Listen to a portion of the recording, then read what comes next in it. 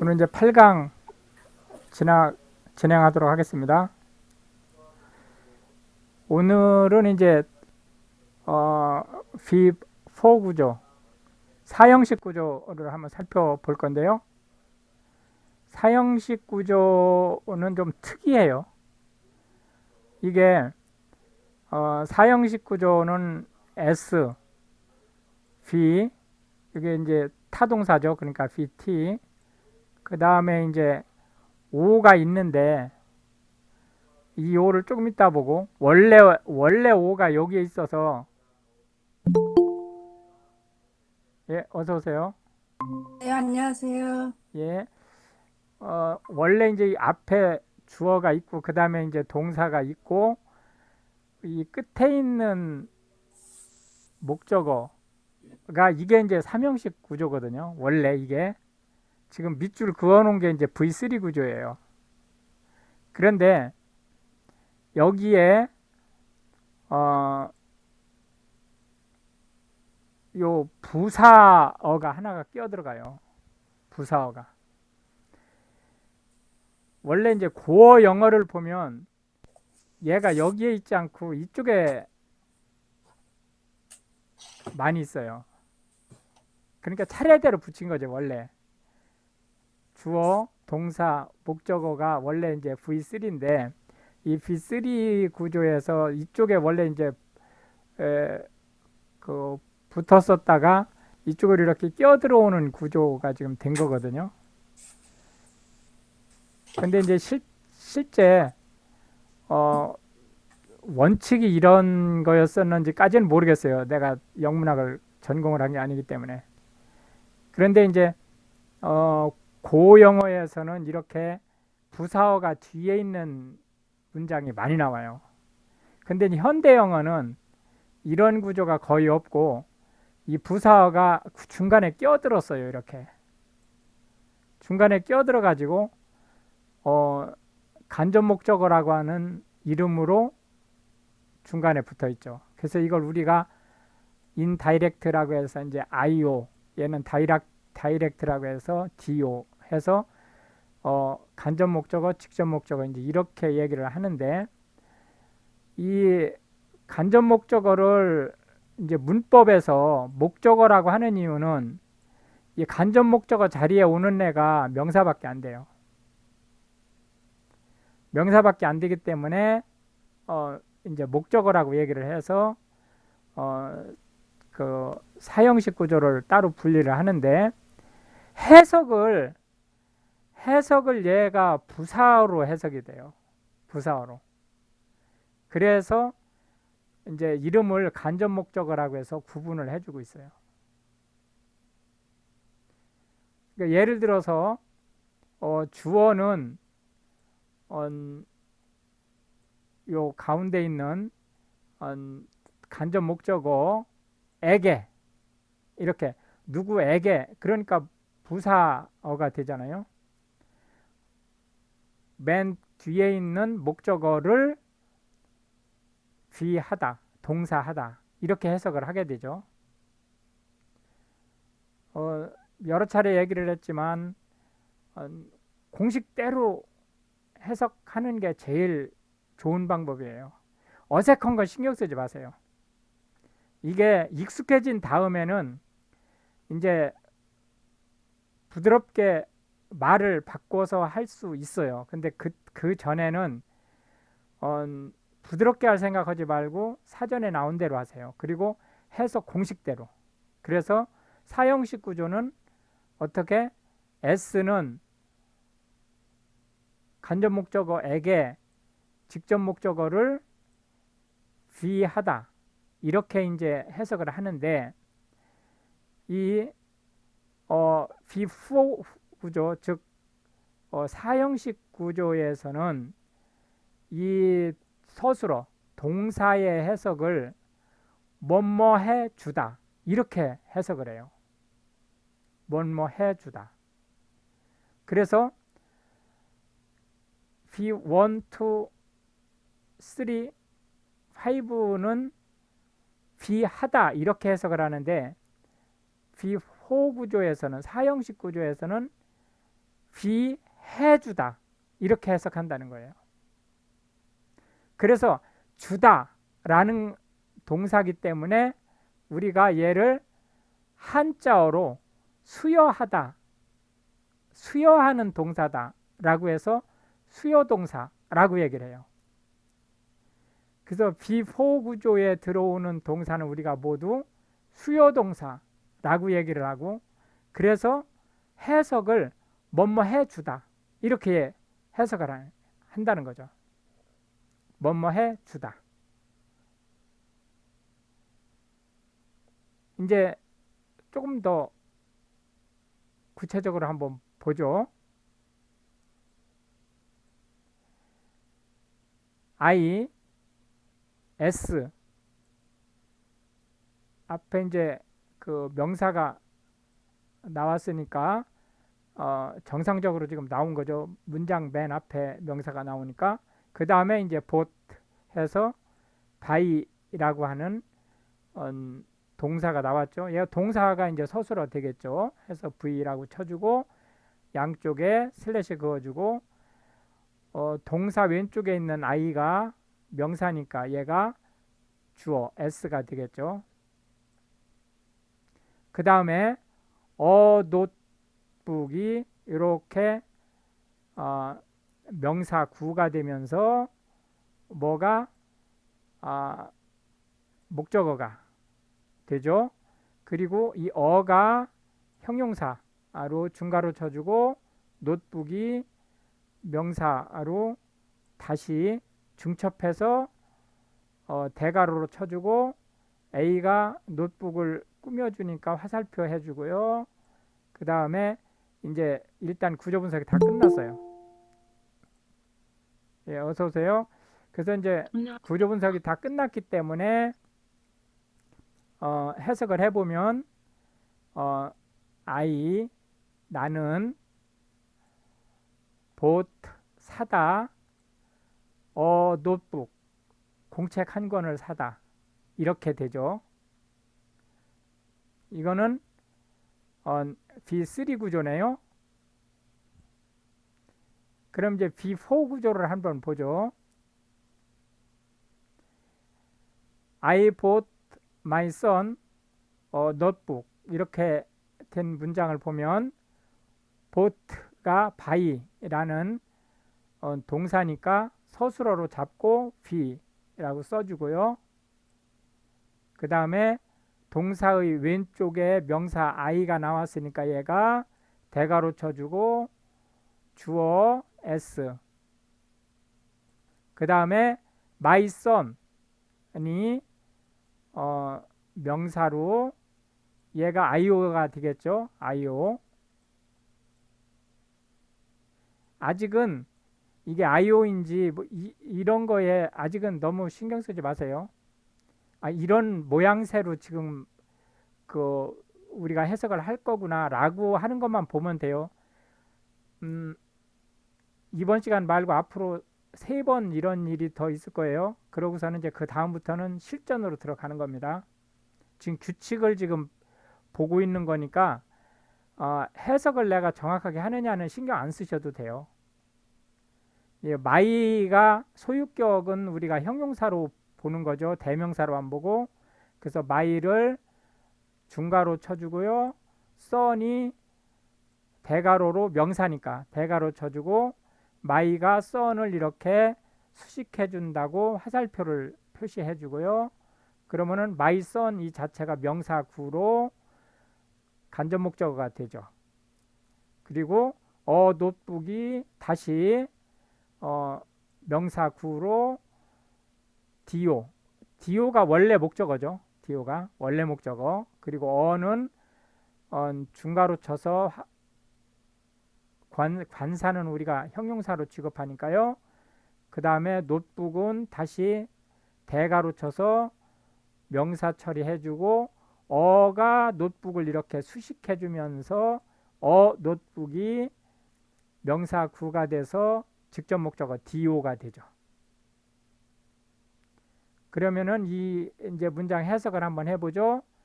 나는 bought 사다가 아니고 사 주었다. 자, 위에 있는 V3 문장과 밑에 있는 V4 문장의 해석 차이 다시 한번 보세요. 위에 있는 거는 나는 bought 사다. 뭐를? 노트북. 노트 한 권을 사다. 그런데 밑에는 나는 bought 사 주었다. 일단은 my son 건너뛰고 삼형식 구조부터 먼저 봐요. 노트북 노트 한 권을 사 주었다. 누구에게? my son 내 아들에게.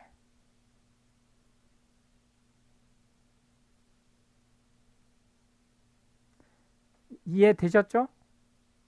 이제 이해 충분히 되셨을 거로 보고, 자, 다시 한번 보세요. 그래서 삼형식 구조와 사형식 구조의 차이는 해석을 어떻게 한다? V를 해석할 때 V3 구조에서는 V 하다 이렇게 해석하는데 V4 구조에서는 V 해주다.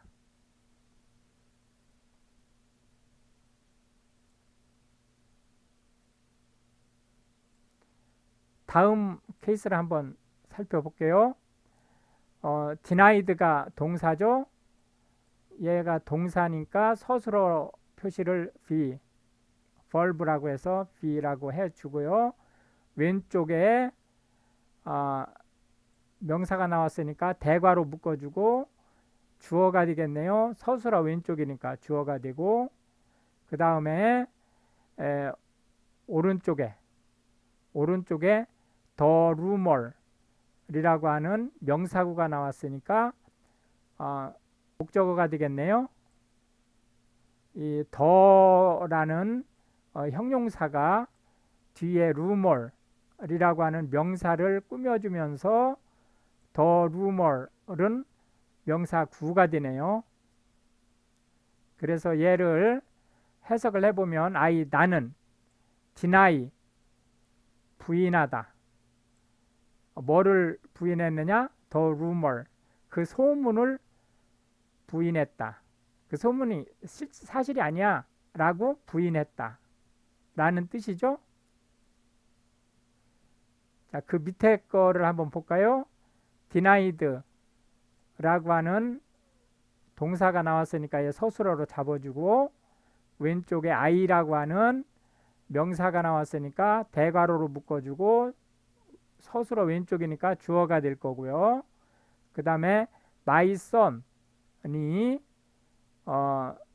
명사 구로 IO가 되겠죠. 여기서 my는 형용사로 뒤에 있는 son이라고 하는 대괄호로 묶어서 명사 처리해주고 my가 son을 수식해주는 구조예요. 소유격은 모두 형용사로 취급합니다. 왜냐하면은 소유격 다음엔 명사밖에 못 와요. 그 어떤 품사도 올 수가 없어요. 그렇기 때문에 명사를 제한을 하니까 소유격은 형용사가 되는 거죠. 그 다음에 tuition이라고 하는 것이 명사가 왔네요. 대괄호로 쳐주고 목적어로 잡아주는 거예요. 얘가 직접 목적어가 되네요. 그 다음에 for college 해서 college가 명사고요. 대괄호 쳐주고 for이 전치사예요. 전치사는 명사 앞에만 옵니다. 명사를 제외하고는 전치사를 쓸 수가 없어요. 어떤 것도. 나중에 우리가 to 부정사라는 거 아주 중요한 거예요. to 부정사라는 거 쓸 건데, 이 to 부정사에서 이 뒤 부정사에 to 다음에 오는 거는 동사죠. 그러니까 to be라고 표시를 하죠. 이때 이 to는 전치사가 아니에요. 전치사가 아니고 특수구문이에요. 특수구문. 그래서 이걸 헷갈리면 안 돼요. to 부정사의 to는 특수구문이지 전치사가 아닙니다. 전치사는 오로지 명사 앞에만 올 수 있다. 그래서 for college 그러면은 대학을 위하여 라는 뜻이에요. 해서 부사가 되는 거예요. 물론 얘가 형용사로 해석해도 상관없어요. 얘를 형용사로 색깔을 바꿔서 한번 볼까요? 형용사로 보고 대학의 등록금 이렇게 가도 되죠. 무슨 얘기인지 이해하셨어요? 앞에 튜이션이 바로 명사가 앞에 붙어 있으니까 바로 형용사로 넘겨버릴 수 있죠. 대학의 등록금 이렇게 갈 수 있는 거예요. 그런데 통상적으로 우리는 이 패턴에서 이런 형태에서 뭐가 더 자연스럽게 해석이 되냐면 대학의 등록금이라는 것보다는 대학을 위한 등록금 이렇게 해석을 하는 패턴들이 더 많이 나오기 때문에 얘를 통상 부사로 잡아준다. 그러나 형용사로 해석을 해도 상관없어요. 그 의미에 그 차이가 없어요. 의미에. 어쨌든 나는 deny. 자 보세요. 여기서 deny는 원래 deny라는 거는 부인하다는 뜻이에요. 원래는 부인하다는 뜻인데 V4 이 위에는 V3 구조죠. 밑에는 V4 구조인데 V4 구조는 우리가 해석을 어떻게 한다겠어요? 비해주다 이렇게 해석한다겠잖아요. 비해주다. 근데 deni를 부인해주다 이렇게 해석하려니까 좀 이상해요. 원래 뜻은 부인해주다예요. 그죠? 수요동사니까 부인해주다인데 부인해주다라는 말이 좀 이상하잖아요. 우리 한글 패턴에 잘 안 맞는 표현이죠. 그래서 얘를 어떻게 수요동사에서는 어떻게 해석을 하냐면 부정 조동사가 붙어 있는 것처럼 해석을 해서 주지 않다, 해주지 않다로 해석을 해요. deni를. 그러니까 my son, 내 아들에게 denied, 해주지 않았다는 거예요. 뭐를? 대학 등록금을 대주지 않았다는 거예요.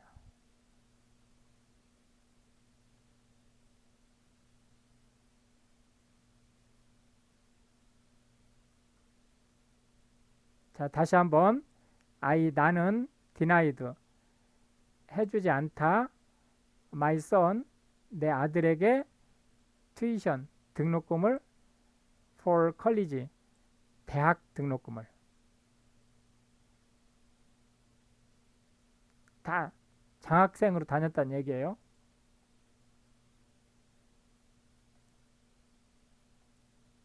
계속해서 다음 문장을 한번 보겠습니다. bot이 색깔을 좀 바꿔볼게요. bot가 이제 서술어로 잡아주시고요. 동사 왼쪽에 있는 명사니까 대가로로 묶어주고 주어 처리해주고 그 다음에 my son 아니 동사 오른쪽에 있으니까 목적어인데 지금 목적어가 my son과 notebook 이렇게 두 개가 명사 이렇게 지금 두 개가 나왔으니까 명사 구가 두 개씩 나왔죠. 그러니까 IODO로 잡아준다. 그래서 before 구조가 된다는 걸 알 수 있죠. 예, 다시 한번 보면 나는 사주었다. my son에게 노트북을 노트 한 권을 사주었다. 근데 참고로 우리는 휴대용 컴퓨터를 휴대용 PC를 노트북 컴퓨터라고 얘기를 하는데요. 여기서 노트북이라고 하면 그냥 공책을 얘기하는 거예요. 그래서 노트북 컴퓨터는 랩탑이라고 얘기를 합니다. 랩탑. 무릎 위에 놓고 쓸 수 있는 컴퓨터란 얘기예요. 그래서 랩이 무릎이란 뜻이니까 탑이 위에 놓는다 그런 뜻이잖아요. 그래서 무릎 위에 놓고 쓸 수 있는 컴퓨터다 해서 랩탑이라고 얘기를 합니다. 통상적으로 영문에서 이렇게 노트북 이렇게 나오면 공책이란 뜻으로 보시면 돼요. 앞뒤 여러 가지 상황을 보니까 얘가 우리나라 말로 노트북 컴퓨터를 뜻하는 거로 보여지면 그렇게 해석하면 되는데 일반적으로는 노트, 공책을 얘기한다.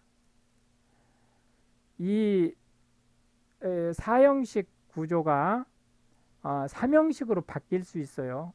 어떻게 바뀔 수 있느냐 하면 자 보세요. 가운데 있는 이 간접 목적어는 부사어라고 그랬죠. 부사어. 그러니까 얘를 부사어로 바꿔줄 수 있어요. 얘를 부사어로 바꿔주면 자, 이 빨간 거를 생각하지 마세요. 빨간 게 없다고 생각해 보세요. 그럼 삼형식 구조죠. 그죠? 이 빨간색을 없애면 V3가 되죠. 자, 다시 보세요. I bought a notebook 이렇게 되죠. 나는 공책 한 권을 샀다 이렇게 되는 거잖아요. 삼형식이 되죠.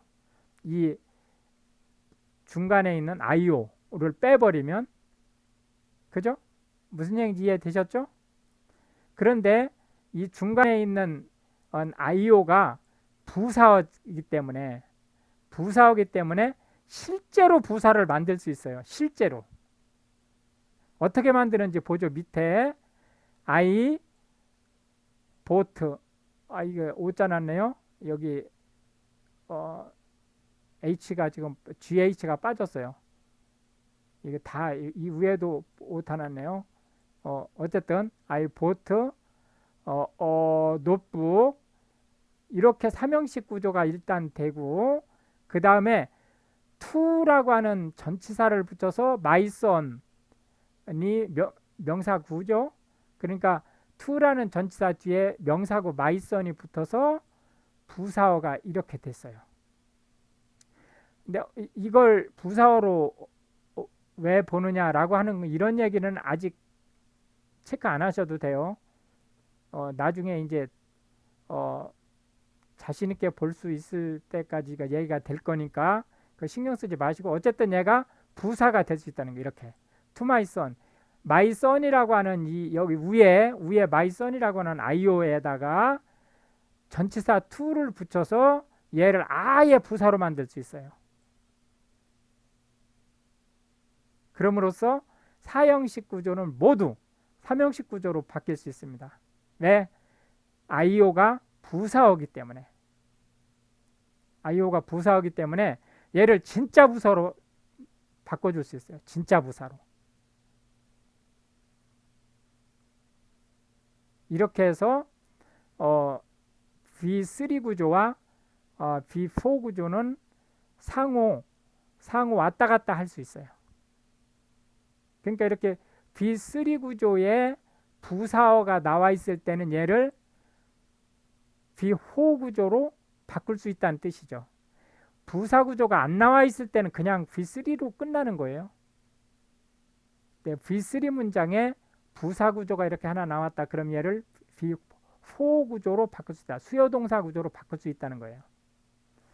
근데 수요 동사가 해석이 좀 독특하기 때문에 수요 동사를 안 쓰는 동사들이 많기 때문에 수요 동사로 많이 쓰이는 동사들은 눈에 익숙해지게 하는 게 좋아요. 그러니까 우리가 이 구조 분석을 할 때 맨 처음에 동사를 잡아내는 이유가 뭐냐면은 이 얘기는 무슨 뜻이에요? 우리가 어휘 연습을 할 때 동사에 집중해야 된다는 거예요. 동사에. 동사를 신경 써서 보셔야 돼요.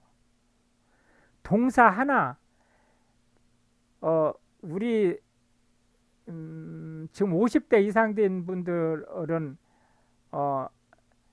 잘 키운 딸아나 열아들 부럽지 않다 그런 표어를 들은 기억이 아마 있을 거예요. 이 잘 훈련한 동사는 명사 100개 단어를 아는 것보다 더 파워풀해요. 이게 우리가 지금 구조와 패턴을 지금 보려고 하는 거잖아요. 구조와 패턴을. 앞에 주어, 명사, 어떤 명사인가가 주어가 딱 나오고 그 다음에 동사가 딱 나오면 그 뒤 패턴이 어떤 식으로 나올지를 예측할 수 있어요. 동사를 잘 연구하면. 그래서 우리가 문장을 볼 때 앞으로는 이 동사 다음에 어떤 스타일의 어떤 패턴의 문장이 만들어지는지를 신경 써서 보세요. 처음에는 안 보이죠. 처음에는 익숙하지 않죠. 그러나 그거를 계속 신경 써서 구조를 보다 보면 어느 날인가 이게 눈에 딱 띄어요. 앞에 명사와 동사가 딱 나오면 그 뒤에 따라오는 문장 구조가 어떤 스타일일 확률이 높다라고 하는 것이 보인다는 거예요.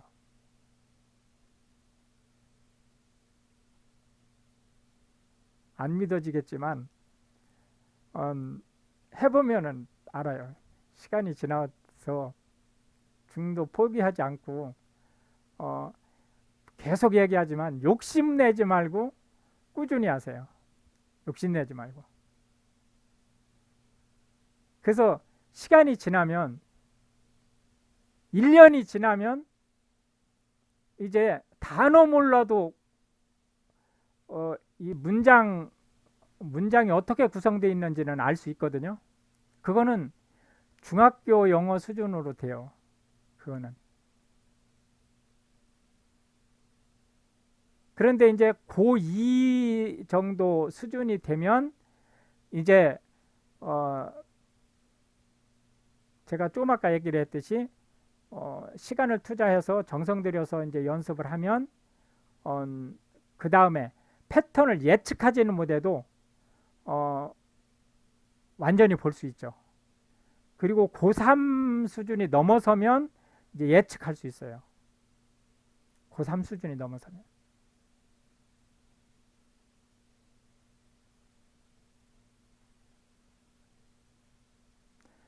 이게 수학능력 시험이라는 게 있잖아요. 우리 대학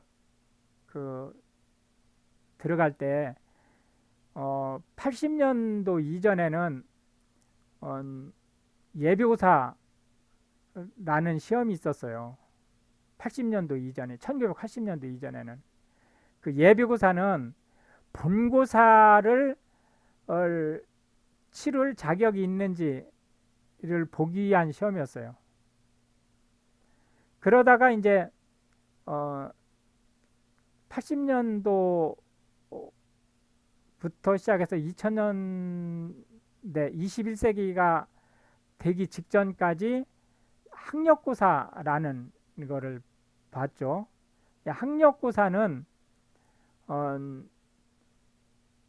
이제 그 시험을 합격을 했을 때 고등학교 과정을, 그러니까 대학에 들어갈 수 있는 과정이죠. 대학에 들어갈 수 있는 과정을 얼마나 잘 이수했는지를 보는 게 집중적인 목적이었어요. 근데 지금 보고 있는 수학 능력 시험은 무슨 시험이냐면 대학에 가서 학습을 정상적으로 할 수 있는 능력을 가졌는지를 보는 시험이에요. 목적이 전혀 달라요. 그렇기 때문에 고3 영어를 한다는 얘기는 대학에 들어가서 전공 분야로 넘어가도 학습 능력이 있다는 얘기예요. 그게 별거 아닌 것 같지만 그 학습의 포인트가 달라요. 그래서 제가 좀 아까 얘기를 했듯이 고3 수준의 영어를 할 줄 알면 이제 정성 들여서 이 문장을 계속 살펴볼 경우에 예측 가능한 구조를 만들어낼 수 있어요. 앞에 명사와 두 번째 나오는 서술어를 보면 그 뒤에 어떤 스타일의 문장이 나올 수 있는지 감을 잡을 수 있어요. 점쟁이처럼 한다는 뜻이 아니고 감을 잡을 수 있다는 거예요. 아, 그 다음에 무슨 스타일의 문장이 나오겠구나.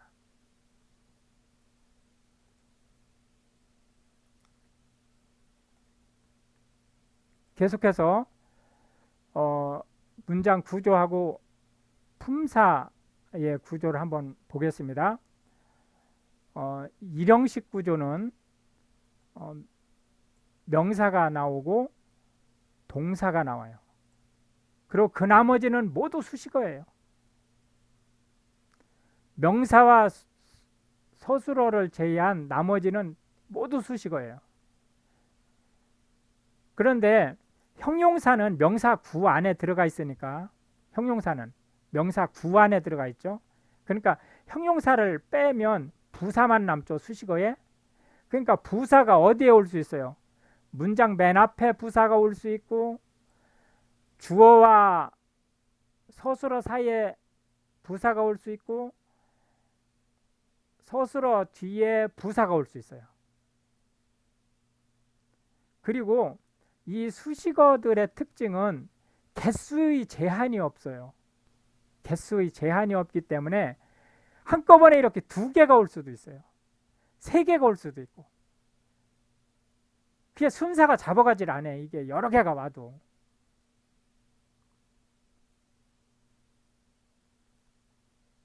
그래서 이게 이제 사람을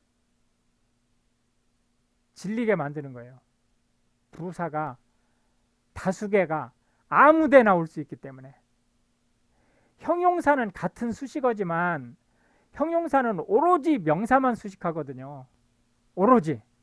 그렇기 때문에 수식하는 명사와 떨어져서 형용사가 존재하기가 쉽지 않아요. 있을 수는 있습니다. 있을 수는 있는데 통상적으로 그렇게 안 써요. 형용사는 그 꾸며주는 명사 곁에 있어요. 앞에 있든 뒤에 있든. 그리고 앞에 있는 형용사 구도가 다르고 뒤로 오는 형용사 구도가 달라요. 앞에 써야 될 형용사가 뒤로 쓰면은 이상하게 보이는 거예요. 그걸 나중에 볼 수 있어요. 그러니까 이제 일단 그렇다는 것만 듣고 넘어가세요. 일단 오늘은. 그런데 부사는 그게 아니에요. 부사는 아무데나 올 수 있어요. 다만 부사도 패턴이 있어요. 어디와 어디 사이에 부사를 놓으면 이 말을 한 사람이 뭐를 강조하기 위해서 이 문장을 썼구나라는 걸 볼 수 있어요. 부사가 위치한 걸 보면. 그러나 규칙은, 문법적인 규칙은 아무데나 올 수 있어요. 그래서 이게 사람을 속삭이는 거야. 부사 따라다니다가. 그러니까 과감하게 부사를 커팅할 줄 알아야 돼요. 제가 여러 차례 문장을 맨 앞에 주어 동사 놓고 그 다음에 부사 형용사로 수식어를 계속 추가시키면서 문장이 길어지는 과정을 여러 차례 보여드렸잖아요. 그걸 보여드린 이유가 바로 뭐냐, 핵심어만 남기고 나머지를 묶을 수 있는 눈을 어떤 식으로 길러야 되느냐를 보여드리려고, 그 순서를 보여드리는 거예요. 문장이 복잡해지는 순서를. 그러니까 이제 맨 나중에 복잡한 문장이 딱 튀어나왔을 때, 아, 이게 어떤 과정을 거쳐서 이렇게 복잡한 문장이 만들어졌구나 라는 거를 보고 그 중간에 끼어든 그 어휘들을 도려낼 수 있어야 된다는 거예요. 그러면은 이제 5손가락 안에 딱 들어가는 거예요. 문장 구조가. 아무리 길어도. 문장이 긴 거는 A4 용지에 12포인트로 볼 때 10줄까지도 가요. 문장 하나가. 그래도 다 잡아낼 수 있어요.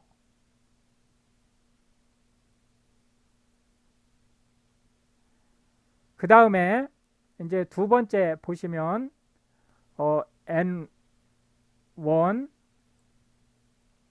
V, 그 다음에 두 번째 N2 이렇게 나왔죠. 그러면 이 V를 기준으로 해서 왼쪽에는 주어가 될 거고 오른쪽에는 둘 중에 하나가 돼요. 뭐가? C 아니면 O가 되겠죠.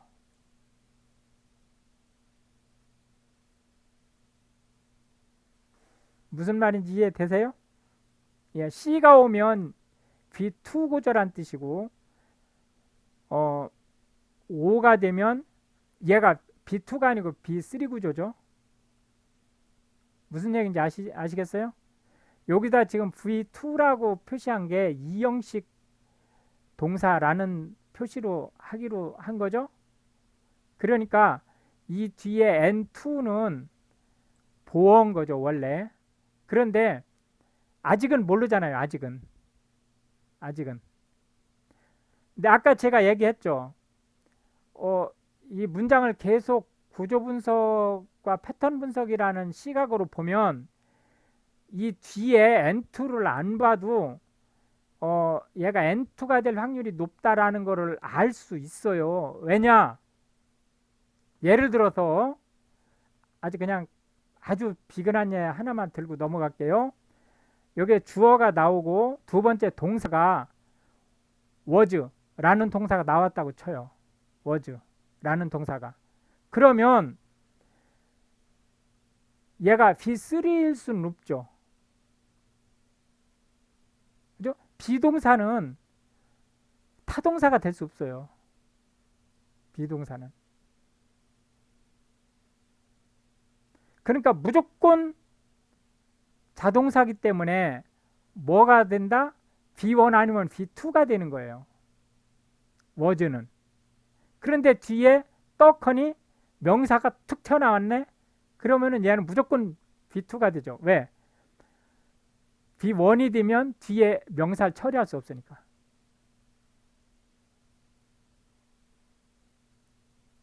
무슨 얘기인지 이해되셨죠? 그런데 비동사는 워낙 특이한 동사예요. 워낙 특이한 동사. 그래서 비동사는 자동사만 쓰일 수 있다라는 것을 우리가 알고 있어야 돼요. 워낙 특이한 동사이기 때문에. 그런데 나머지 동사들은 그걸 외우면은 자꾸 어려워져요. 그러니까 이게 자동사인지 타동사인지는 나중에 제가 정리해 주는 것만 외우세요. 나머지는 해석해 가지고 거꾸로 잡아내야 돼. 거꾸로. 그러나 워낙 많이 나오거나 또는 틀릴 수 있는 거는 제가 정리를 해드릴 거예요. 얘는 자동사로만 쓰입니다. 그런 동사는 정리를 해드릴 거예요. 그러니까 예를 들어서 이 서술어 자리에 appear이라고 하는 동사가 나왔다. 그러면은 appear 뒤에 명사가 나왔다. 그러면은 얘는 무조건 B2 구조다. 명사가 안 나왔다. 형용사도 안 나왔다. 그럼 얘는 B1 구조다. 이렇게 알 수 있는 거예요. 왜냐하면 appear이라고 하는 나타나다 그런 뜻이죠. 귀신이 나타났다. 이런 appear. 이거는 목적어를 취하는 적이 없어요. 수많은 영어 문장을 뭐 신문에 나왔던 인터넷에 나왔던 교과서에 나왔던 상관없이 수많은 영어 문장을 다 뒤져봐도 appear 다음에 목적어가 안 나옵니다. 그러니까 이제 appear이라는 동사가 출현하면 뒤에는 아무것도 없던, 그러니까 부사만 있던 또는 명사가 있던 형용사가 있던 세 개 중에 하나인데 아무것도 없이 부사만 있으면 얘가 일형식으로 쓰인 거고 명사나 형용사가 나왔다 그럼 얘가 보어로 쓰인 거다. 이렇게 이제 보시는 거예요. 예, 일단은 그렇다는 것만 일단 보고 가세요. 그 다음에 세 번째 보시죠. N1 명사가 나왔어요. 그리고 동사가 나오고 뒤에 명사가 나왔는데 얘를 을이라는 해석으로 하게 된다. 그럼 얘가 V3가 된다 이거죠. 그리고 N1에 동사가 나오고 명사 이렇게 두 개가 연달아 나왔어요. 그럼 얘는 V4가 되든 V5가 되든 둘 중에 하나예요. V5에도 명사가 두 개가 연달아 나올 수 있어요. 그런데 이 N1, N3, N2, N3를 비교를 해봤더니 이렇게 같다. N2와 N3가 같다. 그러면은 얘는 O형식 구조인 거예요. 근데 같지 않다. 그러면은 Sa형식 구조예요. 수요동사입니다. 이 뒤에 동사 뒤에 나오는 명사 두 개가 동격이 아니면 수요동사예요. 앞에 B4란 뜻이에요. 근데 얘가 같으면 맨 밑에 문장 보세요. N2와 N3가 같으면 얘는 B5 구조다.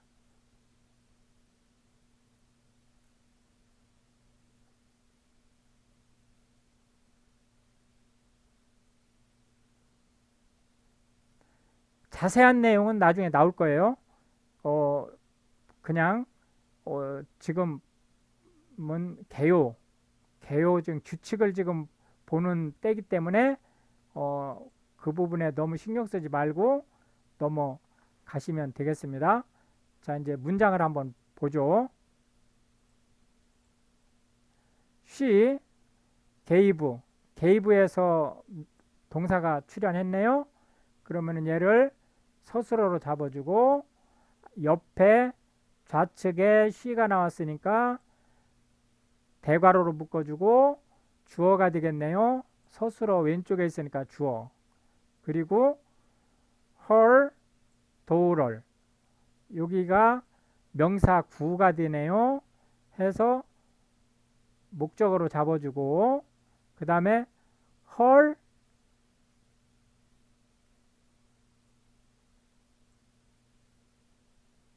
좀 이상하네요. 문장이 요 her 이 her은 저기 뭐지 이 뒤 형용사로 나왔는데 여기 어가 들어오는 바람에 헷갈렸네요. 잘못 썼어요. 빼세요.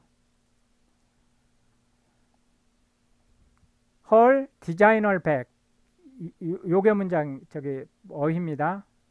이 어가 들어오면 her이 앞에 나올 수 없어요. 그건 나중에 이제 보실 거고 오늘은 일단 어를 그냥 빼세요. 자, 그래서 이 뒤에 her designer bag이라고 하는 어휘가 뭐가 됐느냐? 목적어가 됐습니다. 해서 앞에 목적어가 IO, 뒤에 목적어가 DO 구조의 얘가 gave가 V4 구조로 잡혔다라는 걸 알 수 있겠고요. 해석을 해보면 she, 그녀는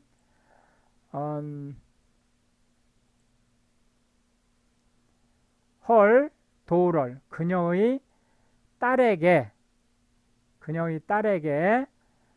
her designer bag, 그녀의 명품 백을 게이브했다, 주었다.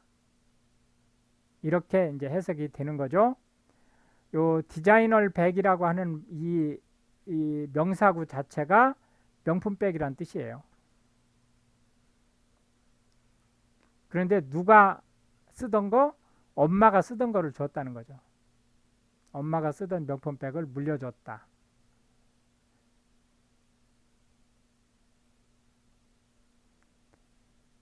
이해되셨나요? 다음 문장으로 넘어갑니다.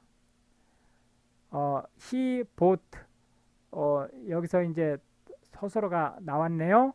그래서 보트 해주고요. 그 다음에 he, 우리 좌측에 he가 나왔으니까 대가로 쳐주고 주어. 그 다음에 her, 얘는 명사예요. 얘는 명사입니다. 자, 보세요. 위에 이 her이 있죠. 이 위에 이 her, 여기도 her이 지금 두 개가 있죠. 이 위에 얘는 다 형용사잖아요. 왜? 그녀의 라고 하는 소유격이기 때문에 이게 다 형용사예요. 근데 이 밑에 두 번째 문장의 her은 그녀를 이라는 목적어예요. 그래서 얘는 명사가 되죠. 해서 대괄호 쳐주고요. 목적어로 O 표시를 하고 그 다음에 birthday gift, 요게 명사 구가 돼서 다시 목적어로 이렇게 잡혔네요.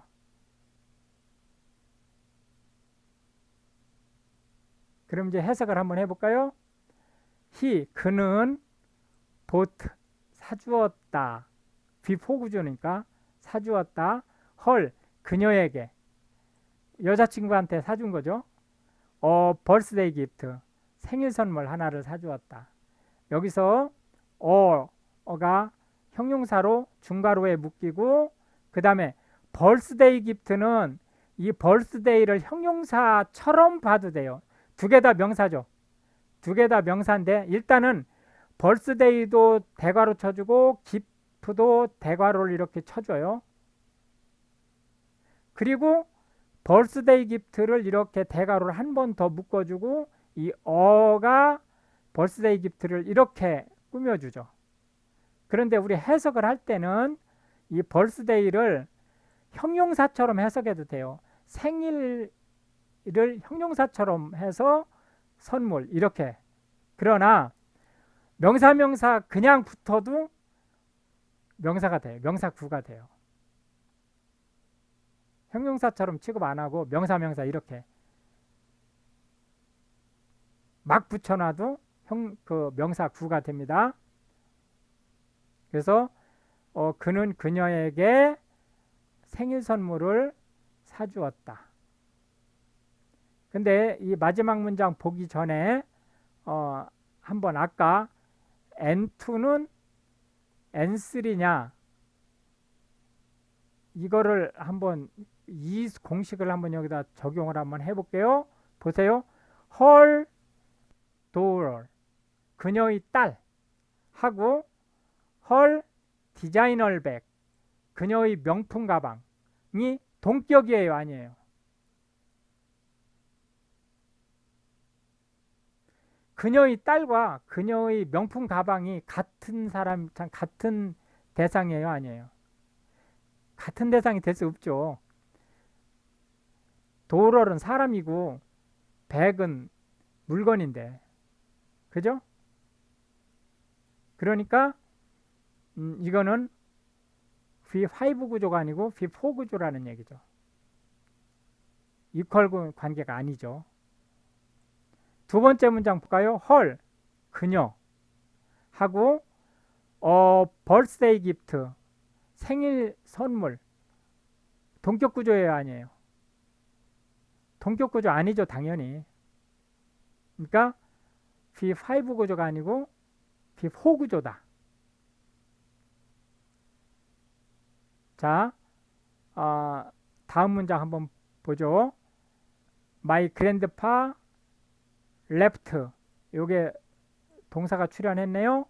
얘를 서술어로 잡아주고요. 슬래시로 양쪽 막아주고 my grandpa가 명사 구로 주어가 잡혔네요.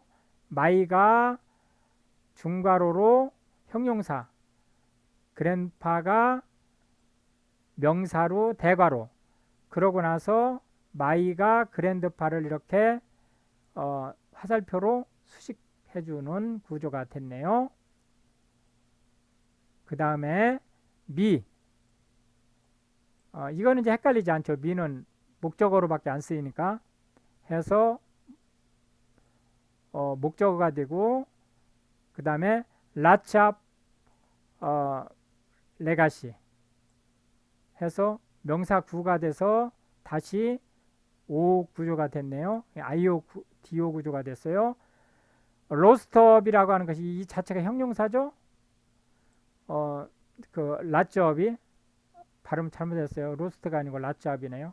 라츠업 얼라더브하고 같은 말이죠. 해서 레가시 유산을 얼마를 러츠업하게 많은 유산을 남겼다는 거예요. 많은 유산을 남겼다. 자, 마이 그랜드파 우리 할아버지는 실제 내 할아버지죠. 네, 한국식으로는 우리 할아버지지만 어쨌든 우리 할아버지든 내 할아버지든 우리 할아버지는 레프트 남겨 주셨다. 수요 동사니까요. 남겨 주셨다. 나에게 뭐를 라첩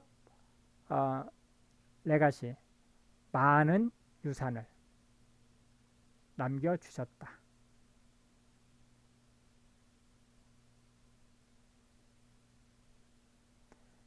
자, 이렇게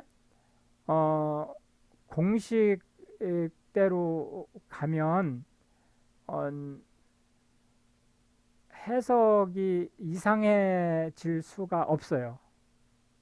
그리고 이 해석은 나만 이렇게 하는 게 아니고 남아프리카 공화국 사람도 이렇게 해석을 하고 필리핀 사람도 이렇게 해석을 해요. 한국어처럼 눈치 봐서 때려잡는 해석이 있을 수 없어요. 영어는 통상적으로. 그리고 아까 부사로도 해석할 수 있고 형용사로도 해석할 수 있는 구조가 나오잖아요. 그거는 부사로 해석을 하든 형용사로 해석을 하든 의미가 똑같아요. 그래서 상대방한테 전달이 엉뚱하게 전달될 확률이 아주 적어요.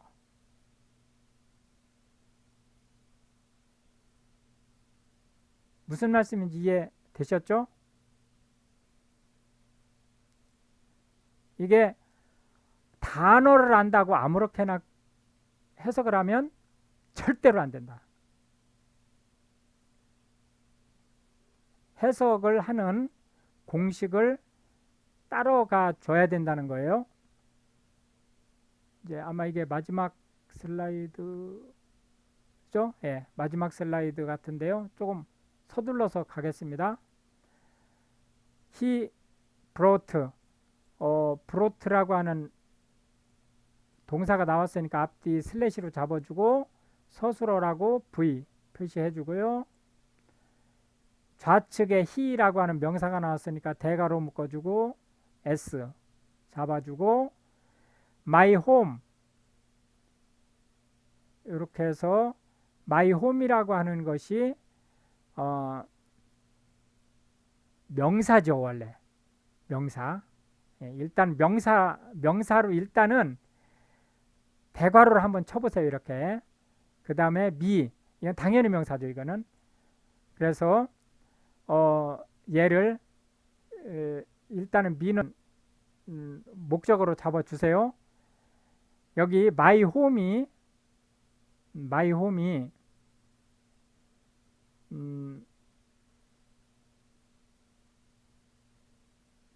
명사로 볼 때, 명사로 일단 보세요. 명사로 일단은 볼 때 우리가 이제 어떻게 해석할 수 있느냐면 그는 브로트 데려다 주었어요.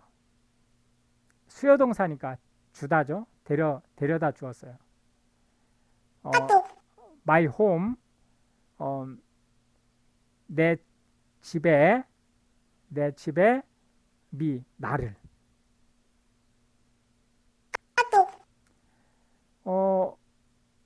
해석상으로는 아무런 이상이 없죠.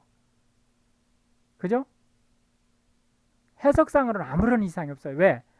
한국어의 패턴으로 보면 지금 문장이 전혀 이상한 문장이 아니에요. 그죠? 그런데 여기 지금 녹색으로 칠해놨잖아요. 녹색으로. 이 수요동사는 누구에게 무언가를 주는 거잖아요. 집한테 사람을 줬다는 뜻이 되잖아요. 무슨 말인지 이해되세요? 집한테 사람을 선물로 줬다는 거예요.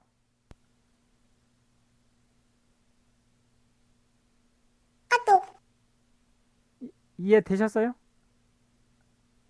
그러니까 문장이 이상한 문장이 된 거죠. 영어에서 보면.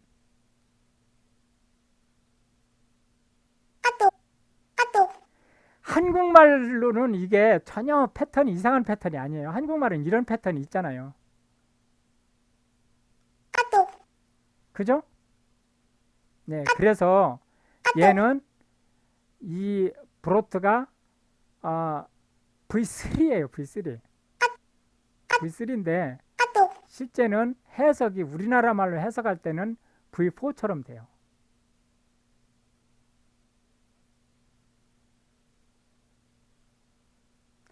그 다음에 두 번째 문장 한번 보겠습니다. He took, take란 뜻이죠. 일단은 서술어로 잡았어요. 일단은 서술어로 잡았어요. 이렇게. 참 이 위 거 마무리하죠. 그래서 이 my home을 이렇게 앞에다 놓지 않고 그냥 뒤에다 놔주면 돼요. 이렇게 뒤에다. 그러면은 자동으로 부사가 돼요. 자동으로. 이 장소로 쓰일 수 있는 거죠. my home이라는 것 자체가. 그죠? 장소로 쓰일 수 있는 거는 원래 부사적 성격을 띠고 있는 거예요. 뭐뭐로 가다, 뭐뭐에 가다. 이런 장소는 주로 부사적 성격을 띠고 있는 거기 때문에 그냥 이 my home을 원래 부사는 아무 데나 갈 수 있어요. 그래서 이게 뜻이 통하긴 통해요. 그래도 어떻게 해줘라? 뒤로 가줘야 그래야 눈에 패턴에 익숙한 패턴으로 갈 수 있다는 거예요. 그러면은 my home이 자동으로 부사로 해석을 하게 돼 있다는 거죠.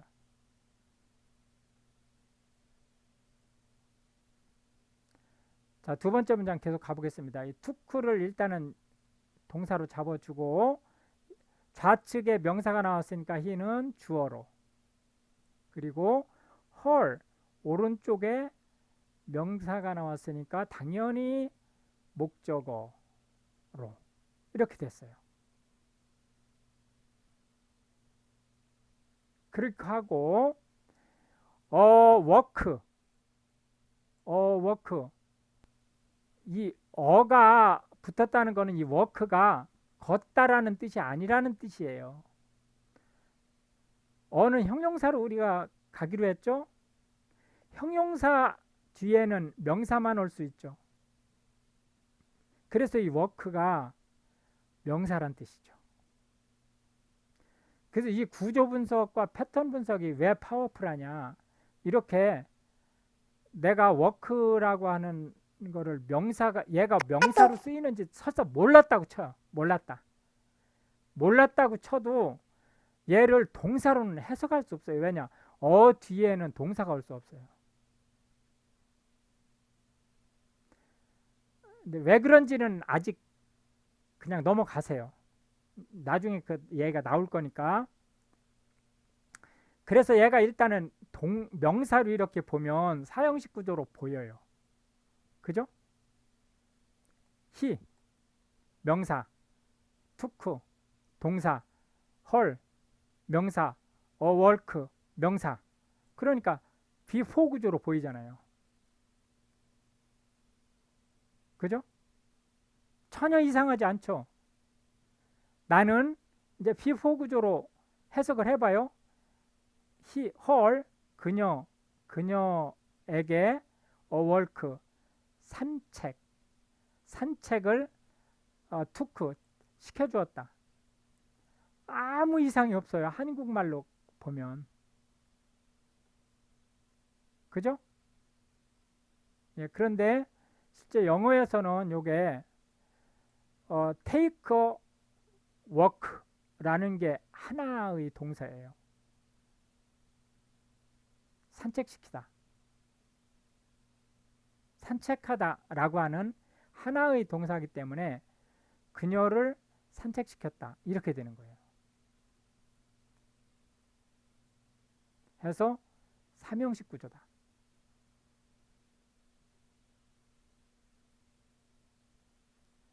자, I 다음에 소트가 나왔네요. 동사가 나왔어요. 앞뒤로 슬래시 잡아주시고 서술어 표시해 주고요. 그 다음에 왼쪽에 명사가 나왔으니까 I가 주어가 되겠네요. 그리고 오른쪽에 her 그녀가 나왔죠. 그녀 그 다음에 fairly 어가 나오면 뒤에 명사 무조건 명사가 나온다고 그랬죠. 그러니까 fairly가 명사가 이렇게 됐어요.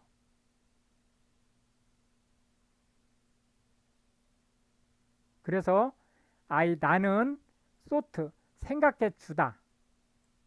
헐 그녀를 fairly 요정이라고.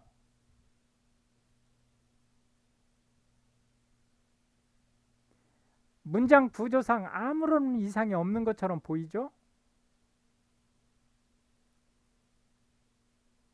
그런데 잘 보세요. 이 헐 그녀를 페어리 요정이라고 내가 생각했어요.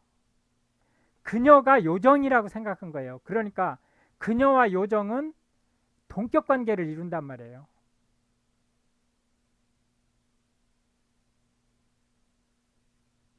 그래서 얘는 B5 구조가 되고 이 페어리는 O가 아니고 C가 되는 거예요.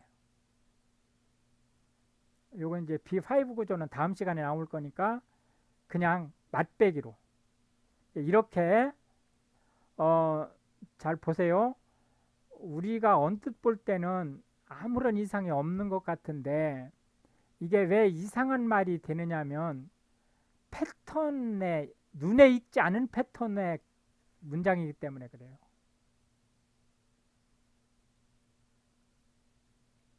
그래서 구조와 패턴을 정확하게 볼 줄 알면 이상한 작문을 하거나 이상하게 해석을 할 확률이 확 떨어진다 라고 얘기할 수 있다는 거죠. 예, 그 바이블로 하고 비복화, K복화 시간 날 때마다 한번 보시고요. 이제 기말고사 또 보고 막 이러려면은 실제 이제 시간이 좀 빡빡하고 하잖아요. 그럴 때는 많은 시간을 투자하지 말고 5분, 10분 승용차 타고 다니시면 좀 원래 이제 예열 요새 차는 예열을 안 해도 되는데 일부러라도 예열을 조금 하고 예열하는 동안에 한번 보고 또 대중교통을 이용하시면 차 기다리는 동안에 한번 보시고 그래서 뭔가를 자기 개발을 하는 사람은 예를 들어서 약속 시간에 상대방이 무슨 일인가가 있어가지고 좀 늦게 와도 짜증낼 일이 줄어들 수 있어요. 왜냐면 항상 그동안에 내가 예상보다 좀 기다려야 되는 시간이 되면 그 시간 동안에 단어 10개라도 한 번 더 볼 수 있다. 마음가짐을 그렇게 이제 가지시면 실제 자기 개발도 될 뿐만 아니고 상대방이 약속 시간 늦는다고 짜증내는, 결국 짜증내면 내가 손해예요. 결과적으로는. 그렇기 때문에 이제 건강상으로도 유익할 수 있다. 예, 일단 여기까지 정규 얘기는 마치고 질문 받도록 하겠습니다.